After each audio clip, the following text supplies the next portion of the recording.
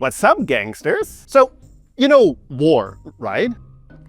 Sucks. But it does make for some good movies, and disturbing ones too. I've covered a few of them over the years during this series, but for the longest now I've been meaning to dedicate a whole video, like a whole part, specifically to war movies. Well, that's what we're doing today. While I could be covering the likes of Apocalypse Now, Full Metal Jacket, Schindler's List, Saving Private Ryan, The Pianist, I've decided to go for a bit more obscure titles. Still good ones, though. And disturbing. I mean, that is kind of the point of the series, right? But first, a huge shout out to the latest Patreon members. Leo Gerling, Shiavash Nejat, is that right? Val, Isabel Poon, and Joy Johnson. Thank you guys so much. You're like the 5 horsemen of awesome people. And if anyone else out there would like to support me in making these videos, you too can become a member over at patreon.com/horriblereviews. There's some cool perks like early access, uncensored videos, previews, outtakes, all fun stuff. And yeah, I know that war movies isn't everybody's cup of tea, but I don't know, these are pretty good though. A well-made war movie, it just hits differently, you know? I mean, they're kind of always based on true stories, even if what we're seeing in the movie didn't happen necessarily exactly like that. Might have. So yeah, it's going to be an exhausting ride, as it was for me working my way through these movies, but ultimately, highly rewarding, I'd say. I try to go for a little bit of a variety when it comes to, like approach to war, so let's see.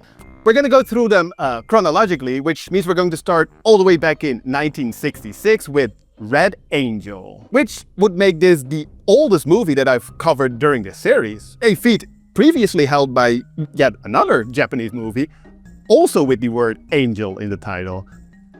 Kind of makes you think, doesn't it? So yeah, let's take a look.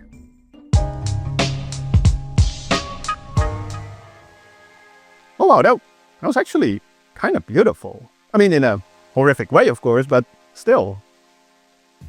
It's an interesting one to start with, as Red Angel doesn't focus on the pew pew pew aspect of warfare, but rather on what happens afterwards, I guess. See, we follow Sakura, a Japanese nurse who leaves for China in the midst of the Second Sino-Japanese War, where she's assigned to this army hospital. And whenever a new batch of wounded soldiers arrives, it's complete chaos, which the movie captures beautifully, in a chaotic, depressing way, that is, of course. I feel like this movie is actually quite out there for its time. Lots of amputations. The main doctor we follow, Okabe, please bear with me with these names, complains that is all he does, these amputations.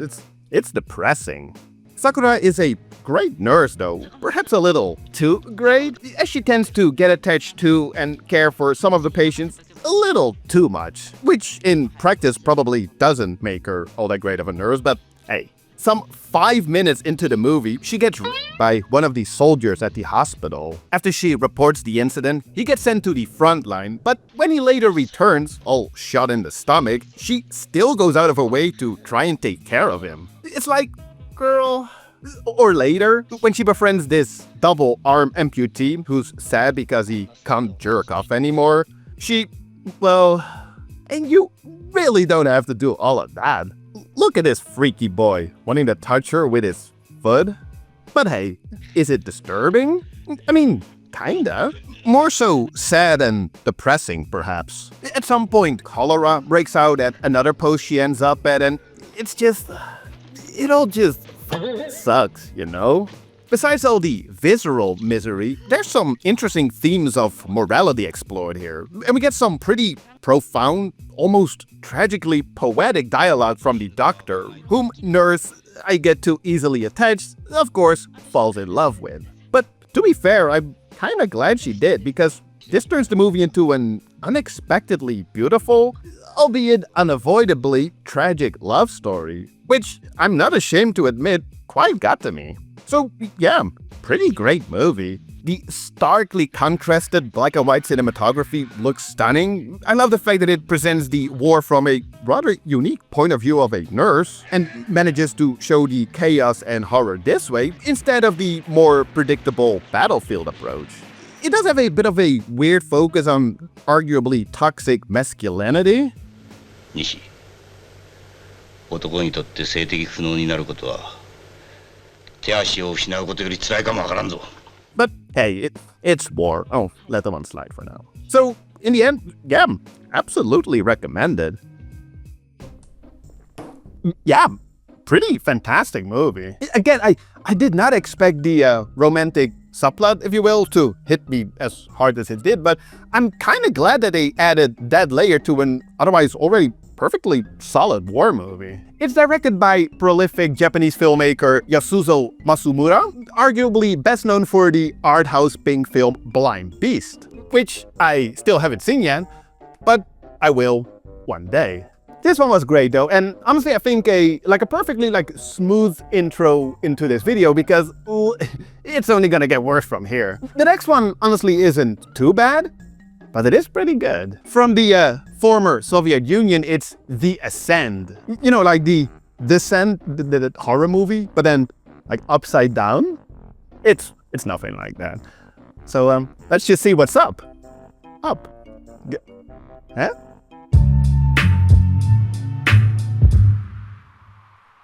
Oh wow, that got really intense towards the end. Holy.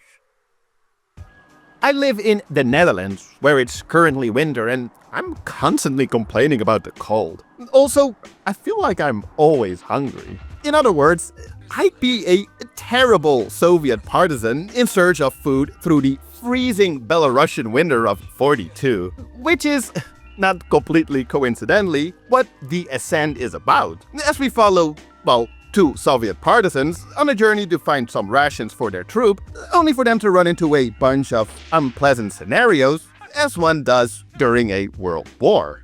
Shot under conditions comparable to the harsh winter the movie takes place in, this movie captures the agonizing cold perfectly in beautiful black and white cinematography, which works so well because, well, there's just so much white. In a way, it reminded me of Woman in the Dunes, a movie that made me physically uncomfortable due to how well it captures the inescapable heat. Here, it's just the polar opposite. This movie just feels cold. But yeah, so it's a war movie, right? But I feel like it's really mostly about moral conflict, ambiguity, and personal choice, as portrayed by our two main characters. The war is more of a backdrop to this, but a very fitting one, as war does tend to bring these dilemmas out in people. I'm gonna talk about this a little more, which could be considered a spoiler, so skip to here if you want to see this movie and go in a little more blind. So, after a bunch of the two guys are captured by the Germans, which leads them to basically having one of two choices. Give up information and rat other people out and potentially live, or keep silent to save others' lives, and most likely end up dead. So, as you probably see coming, both characters represent one of each of these choices, ultimately resulting in the silent one being executed with the help of the traitor. And this scene got to me, man. Holy shit. With the score making it one of the most hauntingly beautiful and devastating scenes I'd seen in a good while.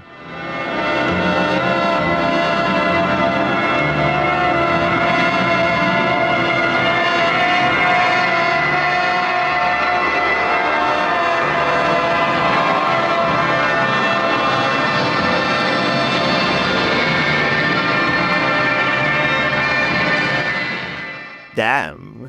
The silent partisan, as I'll refer to him, he's portrayed in an almost martyr-like way, which I feel like is hinted at throughout the movie, even if just in the way his close-ups are lit.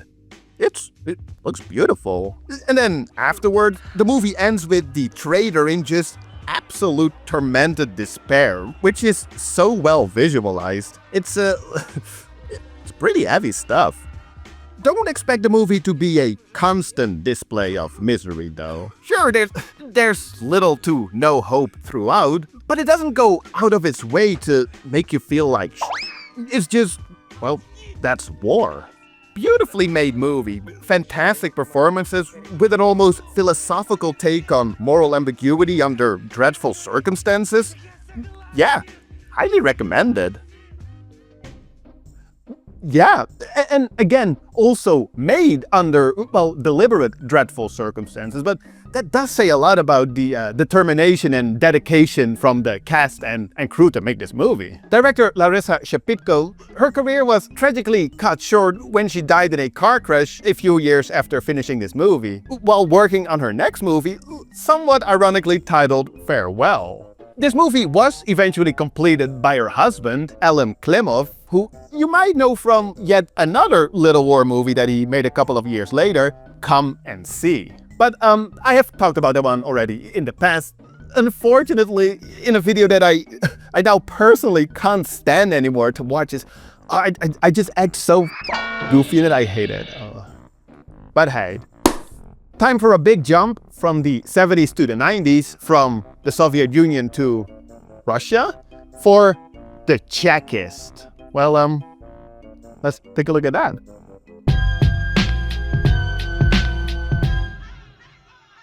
Well, that was just not fun at all.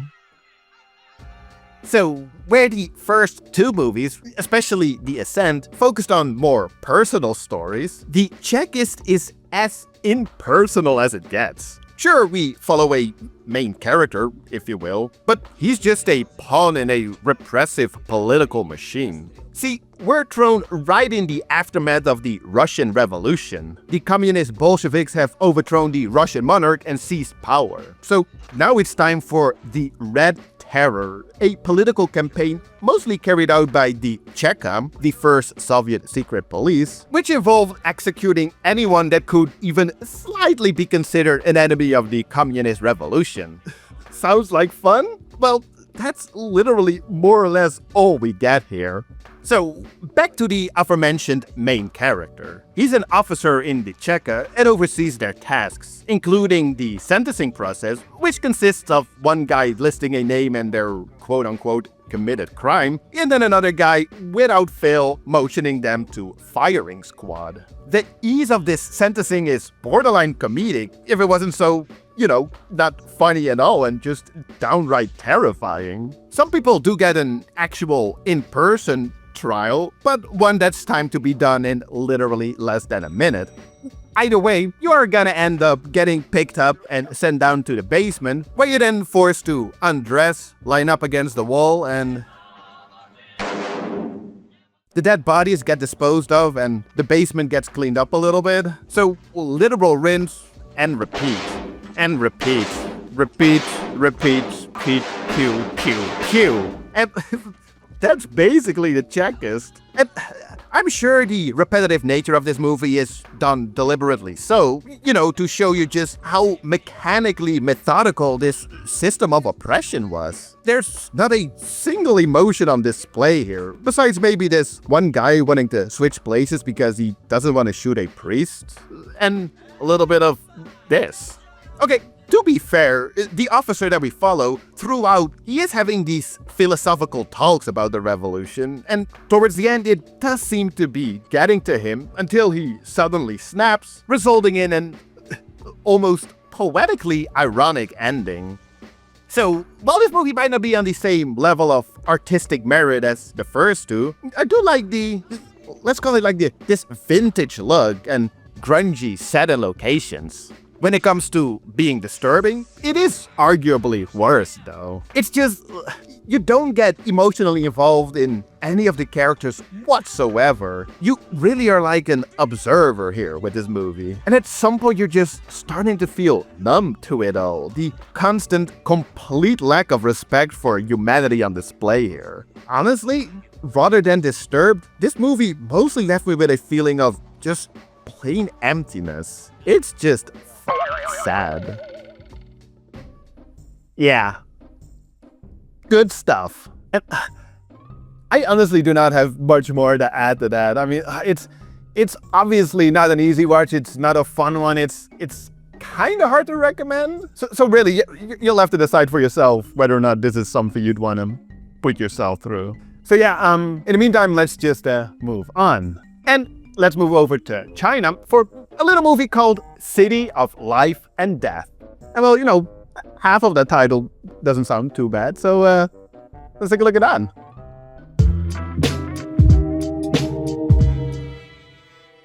Okay, so let me break the fourth wall here for a little bit, because it honestly doesn't happen very often that that I watch a movie in preparation for one of these videos and that I end up thinking like, holy shit, this might actually be one of my new favorite movies. Like, I love this movie. So yeah, let me try and explain why.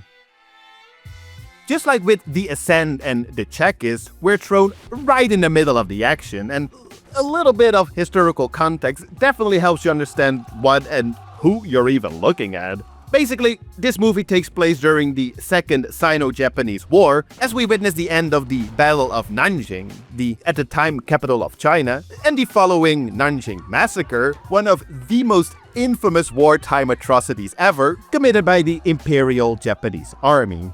And let me start by saying that this is probably one of the best looking movies I've seen in a good while. Shot on 35mm color film and graded to black and white in post, everything just looks so sharp and textured, which in combination with the highly detailed set and production design, the seemingly ever-present debris, dust and smoke from all the destruction, and what feels like mostly natural lighting, makes for an absolutely gorgeous looking movie. Like, seriously, I just can't get over how basically every shot in this movie looks so beautiful. The content of this movie, however, not very beautiful. The first half focuses more on the battlefield, while the second half is set in and around the Nanjing Safety Zone, a demilitarized zone for Chinese civilians set up by a committee led by John Rabe, who also appears in the movie. Well, an actor portraying him. The battles, if you will, in the first half are really well done. Epic, but on a smaller scale, if that makes sense. With immaculate sound design that really puts you right there in the action. Also, in general, this movie really knows when, and especially when not to use music. At some point during this first half, there's a scene where they cross-cut between several mass executions with hundreds of extras, and it's just insane.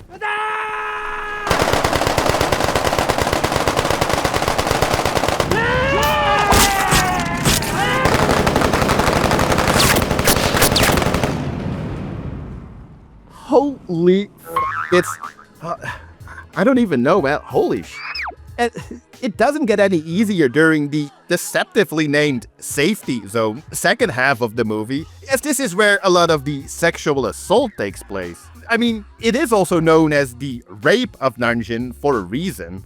I am really glad though that they didn't go for a super gratuitously exploitive approach in general, but especially during this part, because really, the movie doesn't need to. It uses actual skillful filmmaking to just absolutely break your heart and fate and humanity. So, while the movie is mostly just scenes, if you will, with no real traditional story or narrative, we do follow a few characters. Most notably the Japanese soldier, eventually turned sergeant, I believe, Kadokawa. In an arguably controversial artistic decision, he's portrayed as a somewhat sympathetic character, as he seems to struggle with, witnessing all the brutality around him, which, to be fair, he is still participating in, so still not the most sympathetic character. Ah, man, I could honestly fill this whole video talking about just this one movie, but I won't. I mean, I'm already not doing that. Just know that there are so many emotionally heartbreaking scenes, both on a large scale and a very personal level that I haven't even discussed yet, that definitely pulled us into disturbing movie territory. But honestly, I would personally first and foremost label this as just a marvelously crafted, well, war movie specifically, but also just in general as a, dare I say it, cinematic masterpiece. Yeah, and I know this review just now wasn't as funny as I normally try to balance between like actual insight, and entertainment, but I also hope that I did not hype up this movie to an unreasonably high degree, but it's just, I don't know, man, it's a pretty good movie. I was honestly just so pleasantly surprised by it. It's not a fun one, obviously, like absolutely not. But if you don't mind being confronted with the the darker side of humanity, please give it a go. It's a great movie.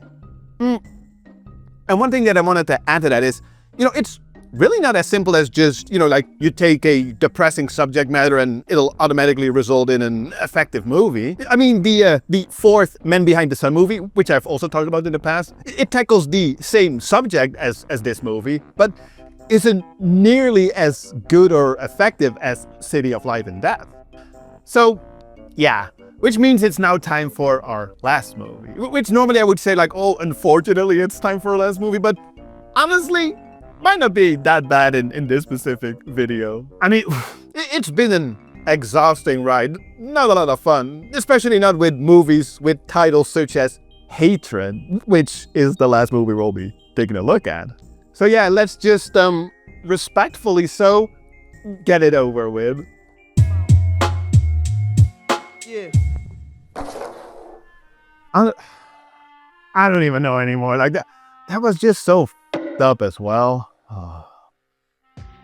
Ooh, Hatred combined with this poster honestly doesn't look that promising. But to be fair, its original Polish title, Wołyń, how do you pronounce that? Gives a little more context, as it refers to the historical region of Volhynia, which today is mostly part of Ukraine, with smaller portions in Poland and Belarus. But it wasn't always like this. Say, we take a look back at 1939, when this area was part of the Second Polish Republic and home to a diverse population of Poles, Ukrainians, and Jews, and a lot of ethnic tension. And, again, not completely coincidentally, also when this movie starts. We follow a young Polish girl, Zosia, who is in love with an Ukrainian boy from her small village. Ooh. It starts out all fun during her sister's wedding, lots of vodka and pretty wild wedding traditions.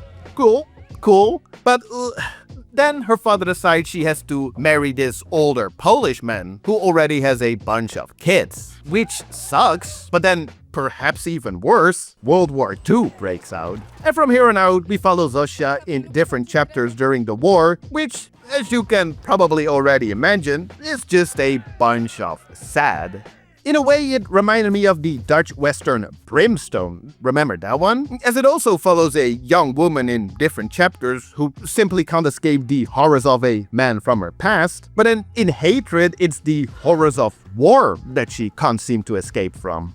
It's a very well-made movie. The direction, cinematography, set and production design, the performances, everything is totally on point. Perhaps a little more gratuitous and exploitative than, say, a City of Life and Death. I mean, sure, it does take a little while for it to get disturbing.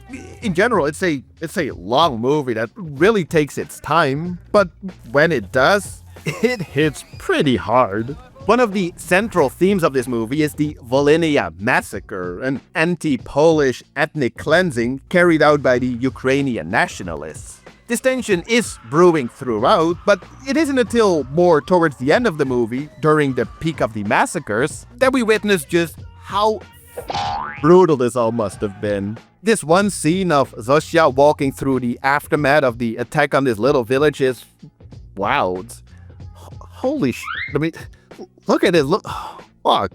Like with City of Life and Death, so much happens in this movie, way more than I can discuss in this relatively short review, so I will probably leave it at this for now. But honestly, it's a really good movie, focusing on a lesser discussed aspect of World War II.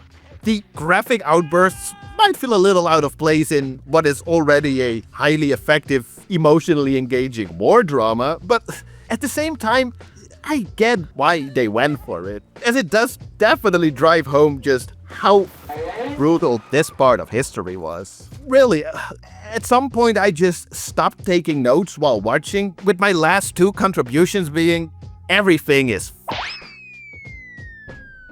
yeah, one could definitely argue that this movie borders on misery porn, and that definition comes with a lot of negative connotations, but I don't know, like, I'd like to give this movie the benefit of the doubt and say that all the misery on display is, like, kind of justified. The filmmakers, they really just wanted to highlight this specific part of Polish history, like something that isn't talked about too often. And, well, rightfully so. So, honestly, I can fully see why they didn't try to sugarcoat any of it. Yeah, pretty great movie.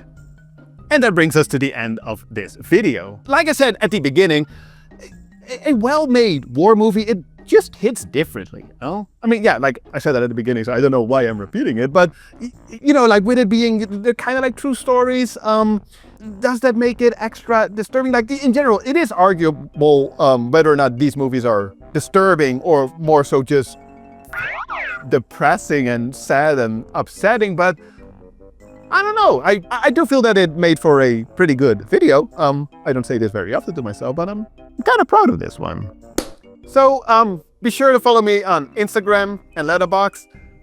I think in the last video I said like, oh, I'm gonna keep up with Letterboxd and make a little review for every movie that I watch. And now I'm like 2.5 months behind on even logging the movies. But I'll pick it up at some point.